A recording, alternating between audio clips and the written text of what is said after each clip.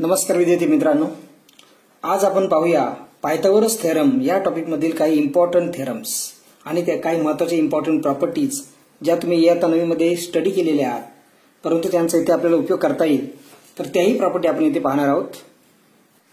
सर्वप्रथम पाहूया property of 30 degree, 60 degree, 90 degree triangle. If acute angles of a right angle triangle are 30 degree and 60 degree, then the side opposite to 30 degree angle is half the hypotenuse and the side opposite to 60 degree angle is under root 3 by 2 times the hypotenuse.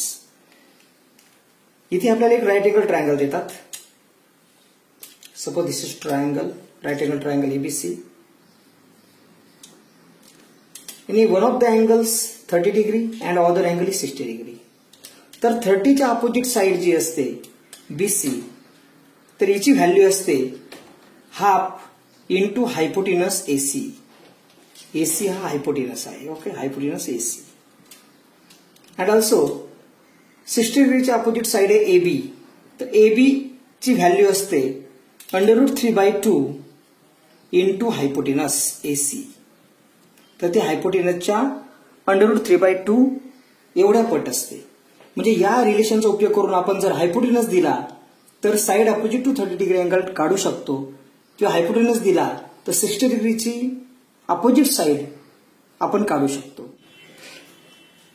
पुढची महत्त्वाची property आहे property of 45 degree, 45 degree, 90 degree. If the acute angles of a right angle triangle are 45 degree and 45 degree, then each of the perpendicular sides is 1 by under root 2 times the hypotenuse. म्हणजे right angle triangle मध्ये ही property वापरता येते, पण दोन्ही angle जे acute angle आहेत they must be 45 degree. तर असं असेल तर परपेंडिक्युलर ज्या साइड्स आहेत AB आणि BC, तर यांची व्हॅल्यू सारखी असते, AB is equal to BC, आणि ही असते 1 by under root 2 into hypotenuse. हा AC हायपोटेनस आहे, कर्ण आहे हायपोटेनस AC. तर याच्या 1 by under root 2 असते, म्हणजे या दोन्ही साइड कॉन्ग्रुएंट असतात. तर ही आहे property of 45 degree, 45 degree, 90 degree triangle. Third theorem आपण पाहणार आहोत, theorem of similarity of right angle triangle. म्हणजे हे जे थेरम आहे ते राइट अँगल ट्रायंगल मध्येच आपल्याला वापरता येईल. स्टेटमेंट पहा, in a right angle triangle if the altitude is drawn to the hypotenuse.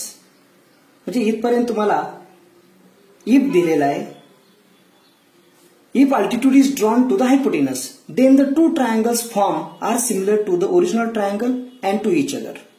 तर if मध्ये तुम्हाला राइट अँगल ट्रायंगल दिलाय, आपण आधी फिगर ड्रॉ आउट करू.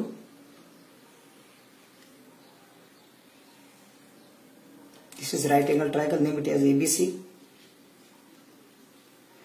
If the altitude is drawn to the hypotenuse, hypotenuse वरती altitude draw out करा. Altitude passes through the opposite vertex. Hypotenuse च्या opposite vertex मधून इथून draw out आपल्याला करावे लागेल. तर altitude आपण ड्रॉ केली. Suppose this is altitude. Altitude म्हणजेच perpendicular. Suppose it is D. The point of intersection is D. आता गिवन मध्ये दिले तुम्हाला ते लिहा. Given in triangle ABC, measure of angle B is equal to 90 and segment BD perpendicular to segment AC, hypotenuse AC. ओके, हे given आणि आपल्याला प्रूव्ह करायचंय, we have to prove then the two triangles form. हे जे दोन triangle आता form झाले are similar to the original triangle. हे दोन्ही पण ट्रायंगल ओरिजिनल जो ट्रायंगल आहे ABC याच्याशी सिमिलर असतात आणि also similar to each other. म्हणजे हा ट्रायंगल ओरिजिनलशी सिमिलर, हाही ट्रायंगल ओरिजिनलशी सिमिलर आणि स्वतःशी पण सिमिलर. म्हणजे तीन गोष्टी तुम्हाला प्रूव्ह करायच्या. एक म्हणजे triangle ABC original triangle similar to newly form triangle ADB, triangle ADB बी या ठिकाणी लिहूया. सेकंड म्हणून तुम्हाला प्रूव्ह करायचं आहे triangle original triangle ABC similar to triangle this one BDC.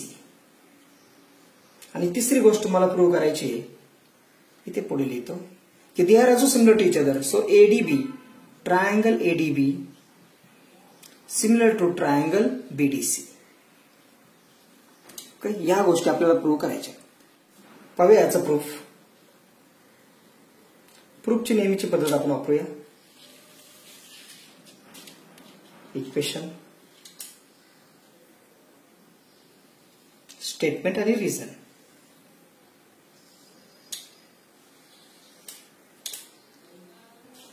आता या ठिकाणी आपण पहिल्यांदा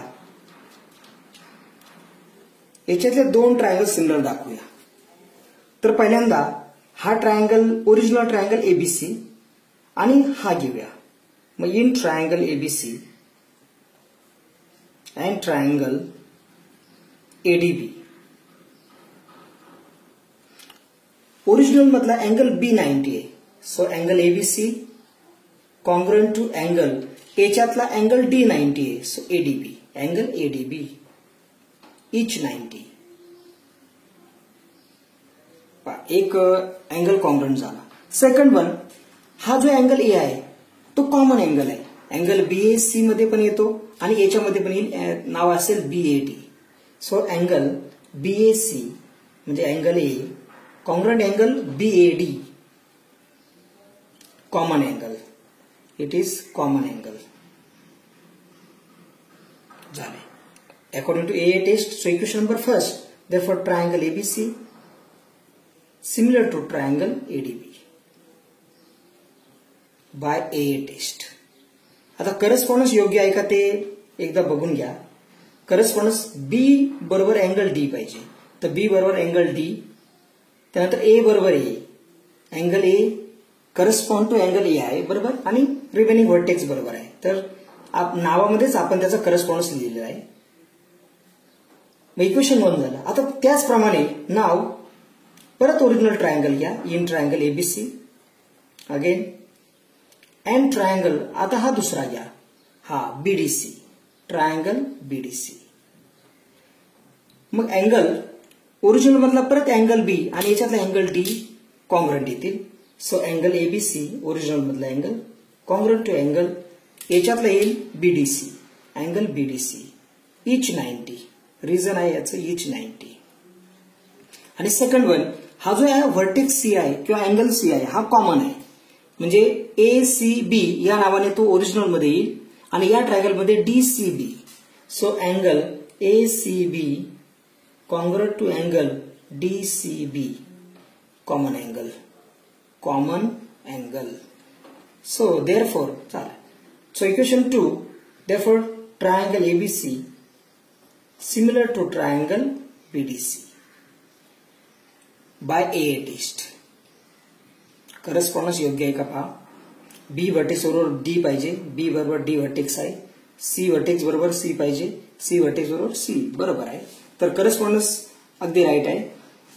आता तुमच्या लक्षात आलं असेल की ओरिजिनल ट्रायंगल C हा सिमिलर आहे, ओरिजिनल ट्रायंगल C हा पण सिमिलर आहे, त्यामुळे हे दोन्ही पण सिमिलर आहेत. Equation 3 you can right. Therefore triangle ADB similar to triangle BDC from equation first and second. So in this way, if first triangle is similar to the second and second is similar to the third, then third triangle is similar to the first. त्यामुळे हे तिन्ही पण triangle similar येतील. तर therefore you can write triangle ABC similar to triangle ADB which is similar to triangle third triangle BDC. म्हणजे अशा प्रकारे जर राईट अँगल ट्रायंगल असेल आणि हायपोटेनस वरती जर आपण अल्टिट्यूड जर ड्रॉ आउट केली तर तयार होणारे तिन्ही ट्रायंगल एकमेकांशी सिमिलर असतात. ही फार महत्वाची प्रॉपर्टी आहे, कारण या प्रॉपर्टीवरच आपल्याला पायथागोरस थेरम प्रूव्ह करता येईल. Let's move to the next property, that is the theorem of geometric mean. Statement पहा. इन राइट एंगल ट्रायंगल, इथे सुद्धा राइट एंगल ट्रायंगल आहे. The perpendicular segment to the hypotenuse from the opposite vertex is the geometric mean of the segments into which the hypotenuse is divided. अर्थ समजून घ्या. म्हणजे तुम्हाला right angle triangle दिलेला आहे. राईट अँगल ट्रायंगल आधी draw out करू. Name it as ABC. In the right angle triangle, perpendicular segment to the hypotenuse from the opposite vertex. Hypotenuse वरती opposite vertex म्हणजे याच्या opposite vertex आहे शिरोबिंदू B. तर इथून जर परपेंडिक्युलर आपण ड्रॉ केला, suppose the intersection point D आहे, तर हा जो सेगमेंट आपण काढला BD, तर हा जॉमेट्रिक मीन असतो कुणाचा? Of the segments into which the hypotenuse is divided. हायपोटेनसचे जे दोन भाग झाले AD आणि DC यांचा हा जॉमेट्रिक मीन असतो. BD square is equal to AD into DC. जर या दोघांचा गुणाकार आणि याचा स्क्वेअर BDचा स्क्वेअर हा इक्वल आला तर BD ला या दोघांचा जॉमेट्रिक मीन म्हणतात. फॉर एक्झाम्पल समजा तुमच्याकडे 3 नंबर आहेत ABC आणि समजा याची किंमत आहे, A ची व्हॅल्यू आहे 9, C ची व्हॅल्यू आहे 4 आणि D ची व्हॅल्यू आहे 6. तर या दोघांचा गुणाकार 9 इंटू 4 इज इक्वल टू 36 आणि 6 चा स्क्वेअर करा इज इक्वल टू 36. मग असं जर असेल तर you can write B square is equal to AC.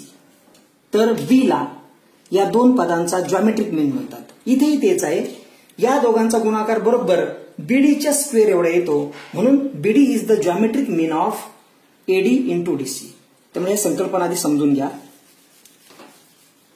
Geometric मीनची concept आता क्लिअर झाल्यानंतर पुढे जाऊया. आता प्रूफ गिवन लिहूया पहिल्यांदा.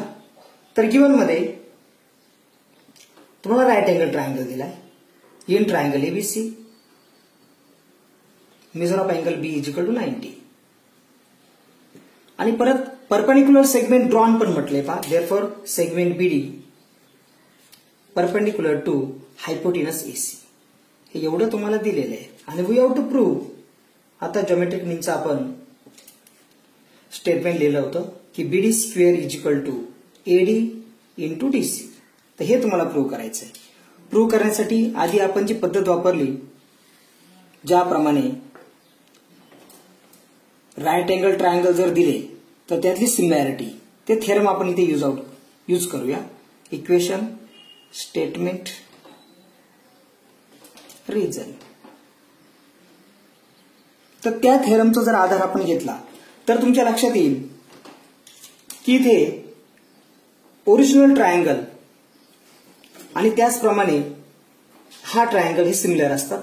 हा ट्रायंगल आणि ओरिजिनल ट्रायंगल सिमिलर असतात आणि हे दोन पण एकमेकांशी सिमिलर असतात. तर डायरेक्टच आपण ते लिहूया. पण करस्पॉन्डन्स कसा आहे पहा. तर इथला व्हर्टेक्स जो असतो, इथला अँगल आणि इथला अँगल कॉन्ग्रुएंट असतो, इथला अँगल आणि इथला अँगल कॉन्ग्रुएंट. त्यामुळे योग्य प्रकारे करस्पॉन्डन्स लिहा. वी हॅव कंडिशन आधी लिहूया. In triangle ABC measure of angle B is equal to 90 and also segment BD perpendicular to hypotenuse AC. हे सगळं गिवन मध्ये येईल आणि मग याच्यावर इक्वेशन एक लिहूया. Therefore triangle ADB similar to triangle BDC. तर याप्रमाणे असतो हा ADB आणि BDC. बरोबर A बरोबर B हा व्हर्टेक्स आला पाहिजे इथे, D बरोबर D आला पाहिजे. बरोबर, म्हणजे करस्पॉन्डन्स मध्येच आपण नावामध्येच करस्पॉन्डन्स लिहिलेला आहे. रिझल्ट त्या थेरमचं नाव लिहा. Theorem of similarity. Theorem of similarity of right angle triangle. Similarity of right angled triangle. Okay. त्यामुळे you can write their sides are in proportion. So AD upon BD आपल्याला पाहिजे पहा. त्यामुळे AD upon BD is equal to दुसऱ्या साइडचा ratio BD upon DC. Okay, BD upon DC. Third साइडवर आपण लिहू शकतो AB अपॉन BC, पण इथे आपल्याला नको आहे त्यामुळे ती लिहायची आवश्यकता नाही. Corresponding sides of similar triangle. आणि मग आता फक्त क्रॉस मल्टिप्लाय जर केलं तर BD into BD, BD square is equal to AD into DC. म्हणजे similarity of right angle triangle हे जे थेरम आहे हे अतिशय महत्वाचं आहे की ज्याच्यावरून आपण हे सुद्धा थेरम प्रूव्ह केलं आणि याच्या पुढचेही थेरम आपल्याला प्रूव्ह करण्यासाठी या थेरमची आवश्यकता लागणार आहे.